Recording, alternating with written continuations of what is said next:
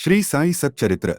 Om Kripa Sindhu Shri Sai Nathaya Namaha. By reading each chapter of Sai Satcharitra, let us enlighten the spirit of Bhakti Bhav Chaitanya inside us.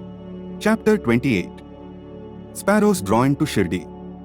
1. Lakhmichand. 2. Burhanpore Lady. 3. Megha. Preliminary. Sai is not finite or limited. He dwells in all beings, from ants and insects to the god Brahma. He pervades all. Sai was well versed in the knowledge of the Vedas, as well as in the science of self-realization.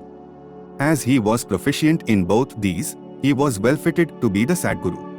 Anyone, though learned, but not able to awaken the disciples and establish them in self-realization, does not deserve to be called a Sadguru. Generally, the father gives birth to the body, and death invariably follows life, but Sadguru does away with both life and death, and so he is more kind and merciful than any body.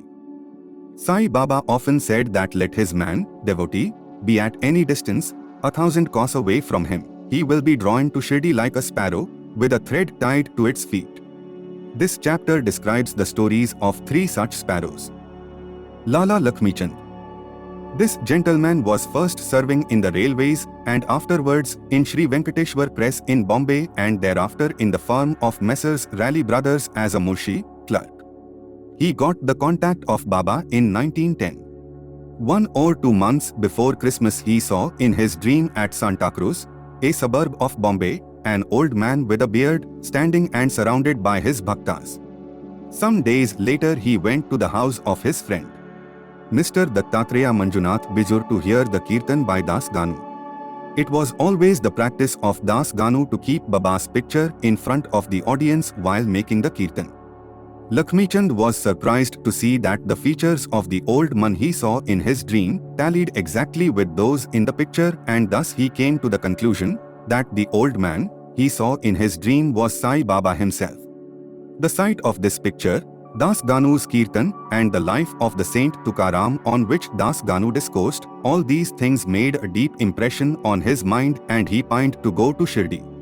It is always the experience of the bhaktas that God always helps them in their search for Sadguru and other spiritual endeavors. That very night at 8 p.m. a friend named Shankar Rao knocked at his door and asked him whether he would accompany him to Shirdi. His joy knew no bounds, and he at once decided to go to Shirdi. He borrowed Rs 15 from his cousin and after making due preparations left for Shirdi. In the train, he and his friend Shankar Rao did some bhajan, sang religious songs and inquired about Sai Baba with some fellow passengers 4 Mohammedans who were returning to their place near Shirdi. They all told Thum that Sai Baba was a great saint living in Shirdi for many years. Then when they reached Kopragaon, he wanted to buy some good guavas for offering to Baba, but he was so much enwrapped with the scenery and sights there that he forgot to purchase them. When they were nearing Shirdi, he was reminded of the guavas. Just then he saw an old woman with a guava basket on her head running after the tanga. The tanga was stopped and he gladly purchased some select fruits, when the woman said, "Take all the rest and offer them on my behalf to Baba." The facts that is that he had intended to purchase guavas, but that he had forgotten to do so, the old woman's encounter and her devotion to Baba, all these were a surprise to both the friends, and Lakhmichand thought in his mind that the old woman might be some relation of the old man he saw in his dream. Then they drove on and came near Shirdi, and seeing the flags on the masjid they saluted them. With puja materials in hand, they then went to the masjid and worshipped Baba with due formality. Lakhmichand was much moved and was extremely happy to see Baba. He was enwrapped with Baba's feet as a bee with a sweet-smelling lotus. Then Baba spoke as follows: "Cunning fellow, he does bhajan on the way and inquires from others. Why ask others? Everything we should see with our own eyes. Where is the necessity to question others? Just think for yourself whether your dream is true or not. Where was the necessity of the darshan by taking a loan from a Marwadi? Is the heart's desire now satisfied?" Hearing these words, Lakhmichand was wonderstruck at Baba's omniscience. He was at a loss to know how Baba came to know about all the things that had happened en route from his house to Shirdi. The chief thing to note in this respect is that Baba never liked people to run into debt for taking his darshan or celebrating any holiday or making any pilgrimage. Sanja. At noon when Lakhmichand was sitting for meals, he got some Sanja, wheat pudding, from a devotee as prasad. He was pleased to have it. Next day also he expected it but got nothing. So, he was anxious to get it again.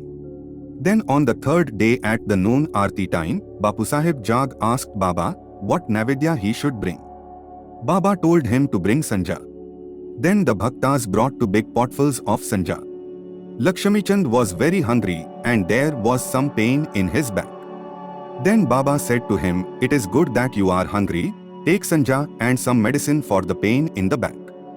He was again wonderstruck to see that Baba again read his mind and spoke out what was passing therein. How omniscient was he! Evil eye. On this occasion, he once witnessed one night the procession to the Chavdi. Baba then suffered much from cough. He thought that this suffering of Baba might be due to somebody's evil eye. Next morning when he went to the masjid, Baba spoke to Shama as follows, "I suffered last night from cough, is it due to some evil eye? I think that somebody's evil eye has worked on me and so I am suffering." In this case Baba spoke out what was passing in Lakhmichand's mind. On seeing these proofs of Baba's omniscience and kindness to his bhaktas, he fell prostrate at Baba's feet and said, "I am much pleased with your darshan. Ever be kind and merciful to me and protect me always. There is no other God to me in this world except your feet. Let my mind be ever wrapped in your bhajan and feet. Let your grace protect me from the miseries of the world and let me ever chant your name and be happy." After getting Baba Udi and blessing, he returned home with his friend, much pleased and contented and singing Baba's glory on the way. He remained a staunch devotee of Baba afterwards and always sent garlands of flowers, camphor and dakshina with any person of his acquaintance bound for Shirdi. Burhanpore lady. Now let us turn to another sparrow, Baba's word-meaning devotee. One lady in Burhanpore saw in her dream Sai Baba coming to her door and begging khichdi, rice cooked with dal and salt, for his meals. On awakening she saw nobody at her door. However, she was pleased with the vision and told it to all including her husband. He was employed in the postal department and when he was transferred to Akola, both husband and wife, who were devout, decided to go to Shirdi. Then on a suitable day they left for Shirdi and after visiting Gomti Tirth on the way, reached Shirdi and stayed there for 2 months. Every day they went to the masjid, performed Baba's worship and passed their time happily. The couple came to Shirdi to offer khichdi as Naivedya, but for the first 14 days, somehow or other, it could not be offered. The lady did not like this delay. Then on the 15th day she came at noon to the masjid with her khichdi. There she found that Baba and others were already sitting for meals and that the curtain was down. Nobody dared enter in when the curtain was let down, but the lady could not wait. She threw up the curtain with her hand and entered. Strange to say that Baba seemed that day hungry for khichdi and wanted that thing first, and when the lady came in with the dish, Baba was delighted and began to eat morsel after morsel of khichdi. On seeing the earnestness of Baba in this respect, everybody was wonderstruck and those who heard the story of khichdi were convinced about his extraordinary love for his devotees. Megha. Now let us go to the third and bigger sparrow. Megha of Virmagaon was a simple and illiterate Brahman cook of Rao Bahadur H.V. Sathe. He was a devotee of Shiva and always chanted the 5-syllabled mantra Namah Shivaya. He did not know the Sandhya nor its chief mantra, the Gayatri. Rao Bahadur Sathe was interested in him, got him taught the Sandhya and the Gayatri. Sathe told him that Sai Baba of Shirdi was the embodied form of the god Shiva and made him start for Shirdi. At the Broch railway station he learnt that Sai Baba was a Muslim and his simple and orthodox mind was much perturbed at the prospect of bowing to a Muslim, and he prayed to his master not to send him there. His master, however, insisted on his going there and gave him a letter of introduction to his Sathe's father-in-law, Ganesh Damodar, also known as Dada Kelkar at Shirdi, to introduce him to Sai Baba. When he reached Shirdi and went to the masjid, Baba was very indignant and would not allow him to enter. "Kick out the rascal," roared Baba, and then said to Megha, "You are a high caste Brahman and I am a low Muslim, you will lose your caste by coming here. So get away." Hearing these words, Megha began to tremble. He was wondering as to how Baba had come to know about what was passing in his mind. He stayed there for some days, serving Baba in his own way, but was not convinced. Then he went home. After that he went to Triambak, Nasik district, and stayed there for a year and a half. Then again he returned to Shirdi. This time, at the intercession of Dada Kelkar, he was allowed to enter the masjid and stay in Shirdi. Sai Baba's help to Megha was not through any oral instruction. He worked upon Megha internally, mentally, with the result that he was considerably changed and benefited. Then Megha began to look upon Sai Baba as an incarnation of Shiva.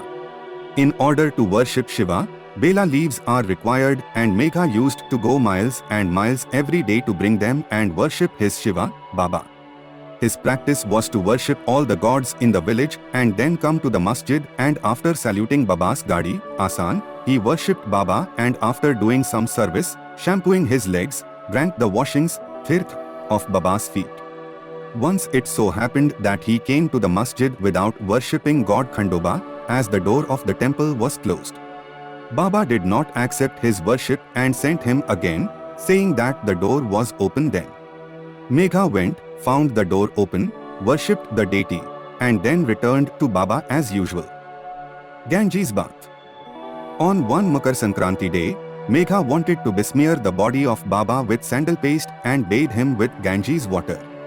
Baba was first unwilling to undergo this operation, but at his repeated requests, he consented. Megha had to traverse a distance of 8 kos, going and returning, to bring the sacred water from the Gomti river. He brought the water, made all preparations for the bath at noon, and asked Baba to get ready for the same. Then Baba again asked him to be freed from his bath, saying that, as a fakir he had nothing to do or gain with Ganges water, but Megha did not listen. He knew that Shiva is pleased with a bath of Ganges water, and that he must give his Shiva, Baba, that bath on that auspicious day. Baba then consented, came down and sat on a pat, wooden board, and protruding his head said, "O Megha, do at least this favor, head is the most important organ of the body, so pour the water over that, only it is equivalent to the full or whole bath." "All right," said Megha, and lifting the water pot up, began to pour it on the head, but in doing this he was so much overwhelmed with love that he cried out Har Gange and emptied the pot on the whole body. He kept the pot aside and began to look at Baba, but to his surprise and amazement he found that Baba's head was only drenched but the body quite dry. Trident and Pindi. Megha worshipped Baba in 2 places. In the masjid he worshipped Baba in person, and in the Wada, Baba's big picture, given by Nanasaheb Chandorkar. This he did for 12 months. Then, in order to appreciate his devotion and confirm his faith, Baba gave him a vision. Early one morning, when Megha was still lying down on his bed with eyes closed but internally awake, he saw clearly Baba's form. Baba, knowing him to be awake through akshata, rice grains marked red with kumkum, and said, "Megha, draw a trident," and disappeared.